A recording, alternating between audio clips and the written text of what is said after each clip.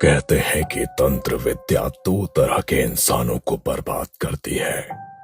एक वो जो मजाक मजाक में हाथ डालते हैं और दूसरे जो इसे अपना पूरा जीवन बना लेते हैं।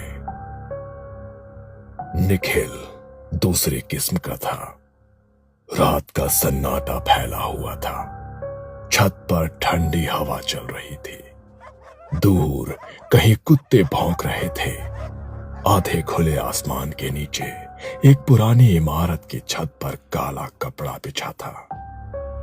चारों तरफ पीली मोमबत्तियां टिमटिमा रही थी। बीच में निखिल बैठा था।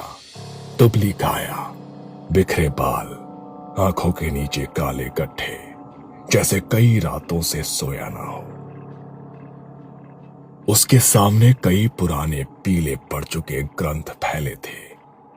शमशान साधना, काली साधना, ये सब पढ़ लिया। असली शक्ति कहाँ है? वो विद्या जो 1 मिनट में इंसान को अंदर से फाड़ दे। वो एक पुरानी काली जिल्द वाली किताब उठाता है। कवर पर धुंधले अक्षरों में लिखा था, आतापी वातापी विद्या। उस पल जैसे आसमान में हल्की बिजली चमकती है, जैसे किसी ने इस नाम पर मुहर लगा दी हो। निखिल की आंखों में अजीब चमक आ गई।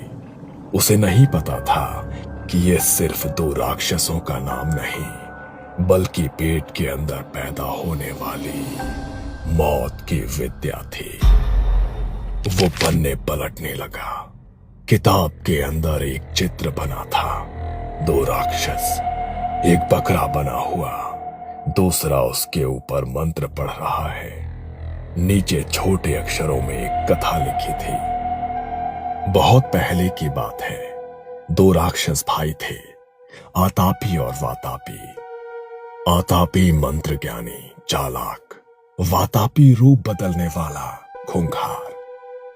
वो जंगल में घूमते, थके हारे यात्रियों को देखते और हंसते हुए कहते, आइए यात्रीजन, थक गए होंगे, हमारे आश्रम में भोजन कीजिए। वो एक बकरे को लाते, पर वो कोई साधारण बकरा नहीं होता। आतापी मंत्र पढ़कर अपने भाई वातापी को उस बकरे के रूप में बांध देता। फिर उसी बकरे का मांस पकाकर यात्रियों को खिलाया जाता।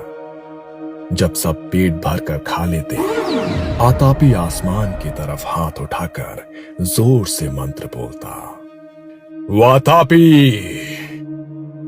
बाहर आ।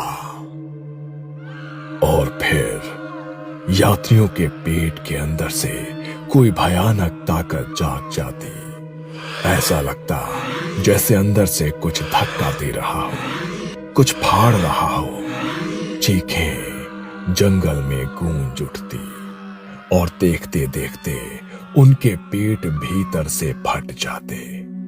वातापी अपनी असली राक्षसी रूप में उन शवों के बीच खड़ा हंसता है। हर बार यही होता। आतापी खाना खिलाता, वातापी पेट के अंदर से मारता और दोनों भाई उनकी दौलत बांट लेते। कहानी यही खत्म नहीं होती। एक दिन उन्हीं रास्तों से महर्षि अगस्त्य गुजरे। उन्हें भी उसी तरह भोजन का निमंत्रण दिया गया। आज तो बहुत बड़ा शिकार हाथ लगा है। महर्षि अगस्त्य शांत स्वभाव से बैठे रहे। उन्होंने बिना हिचकिचाए पूरा मांस खा लिया, आंखें बंद कर ली, जैसे साधारण भोजन हो। जब वो खा चुके, आतापी वही पुराना मंत्र दोहराया, वातापी बाहर आ। जंगल एक क्षण को सन्नाटे में डूब गया। कुछ नहीं हुआ। आतापी की मुस्कान धीरे धीरे डर में बदल गई। उसी समय महर्षि अगस्त्य ने आंखें खोली और बहुत शांत पर गूंजती आवाज में कहा, तू वातापी कहलाता है, पर आज से जीर्णो भव, तू बच चुका है। महर्षि की तपस्या और दिव्य शक्ति से वातापी उनके भीतर ही भस्म हो गया। वो न बाहर आ सका, न फिर किसी को खा सका। सबने समझा वातापी की कथा यहीं समाप्त हो गई। निखिल ने यह कथा पढ़कर किताब बंद कर दी। उसके होठों पर हल्की मुस्कान आ गई। तो ये विद्या पेट के अंदर काम करती है, अंदर से मारती है। कितनी कितनी खूबसूरत मौत है। किताब के अगले पन्ने पर एक नया शब्द चमक रहा था, सूक्ष्म वातापी। कलयुग में शरीर नाजुक है, पर लालच उतना ही मजबूत। जो वातापी विद्या सीखेगा वो बिना किसी हथियार के सिर्फ भोजन के जरिए लोगों को मार सकेगा।